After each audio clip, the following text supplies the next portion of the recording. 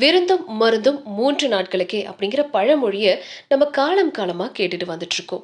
உண்மையிலேயே இதோட அர்த்தம் என்ன அப்படின்னு கேட்டா, நம்ம எல்லாருமே சொல்ற ஒரே பதில் என்னன்னா, நம்ம உறவினர் வீட்டுக்கு போனோம் அப்படின்னா, நம்மளுக்கு வைக்கிற விருந்தும் சரி, மருந்தும் சரி 3 நாளைக்கு தான்ப்பா. அதுக்கப்புறம் அவங்கலாம் நம்மள கண்டுக்க மாட்டாங்க. அப்படின்னு தான் இதுக்கான அர்த்தம்னு நம்ம தெரிஞ்சுட்டு இருக்கோம். நிஜமாவே இதுக்கான உண்மையான அர்த்தம் இது கிடையாதுங்க. சரி, அப்போ இதோடைய மீனிங் தான் என்ன? தெரிஞ்சுக்கலாம்.